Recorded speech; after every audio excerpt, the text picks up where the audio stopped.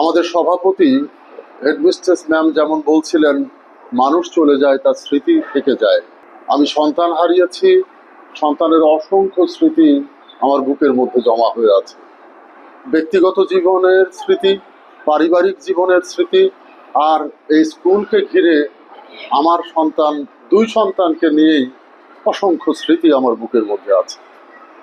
বিশেষ করে আমি স্কুলের খুব কাছেই যে কলেজ, গাংনী কলেজের আমি শিক্ষক ছিলাম। আমার সেই শিক্ষকতা জীবনের কয়েকজন ছাত্র এখন এই স্কুলে শিক্ষকতা করছেন। এটা খুব আনন্দের বিষয়। খুব মনে পড়ে যাচ্ছে সেই সব দিনগুলোতে যারা এখানে শিক্ষকতা করছেন। আজ আর তাদের প্রায় কেউই পৃথিবীতে নেই, দু একজন আছেন হয়তোবা। আমার বাসাও ছিল রাস্তার ওপারেই। বাসা থেকে ছেলের হাত ধরে কলেজের কোনা দিয়ে ঢুকতাম, তখন এইখানে কতগুলো কলা গাছ ছিল। কলা গাছের আড়াল থেকে এসে ভেতরে ঢুকিয়ে ছেলেকে রেখে যেতাম। বড় ছেলেও, ছোট ছিল, কোনো শিশুই সহজে স্কুল ধরতে চায় না। তাদের হোম সিকনেস কাজ করে, বাড়ির প্রতি, মায়ের প্রতি, ভাইয়ের প্রতি ভালোবাসা কাজ করে। আমার ছেলেরাও কাঁদতো, আমাকে ফিরে যেতে দিতেও না। অথচ তখন গোলাম গাউস স্যার ছিলেন, ওই নুরুল ইসলাম স্যার ছিলেন, আমাদের প্রিয় এনামুল ভাই পরে আসলেন বোধ হয়, আরো কিছু শিক্ষক ছিলেন, হ্যাঁ রশিদা আপা, কি আদর করতেন আমার ছেলেদের। প্রত্যেকটি শিক্ষকই গোলাম গাউস বুকের মধ্যে জড়িয়ে ধরতেন।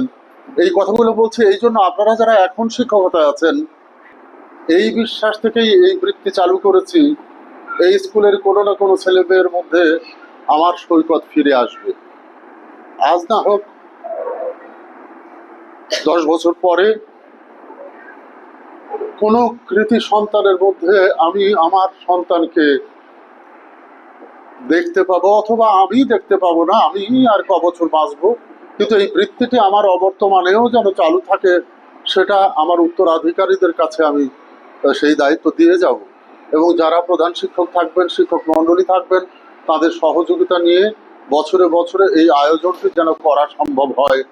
আমি চাই যে স্থানীয় যে সমস্ত মানুষজন এই কমিটির সাথে থাকবেন, তাদেরও যেন সহযোগিতা পাই, এবং সবার সহযোগিতার মধ্য দিয়ে ডাক্তার রাজীব, ডাক্তার সৈকত স্মৃতি প্রণোদনা বৃত্তি যেন দীর্ঘকাল আমরা চালু রাখতে পারি।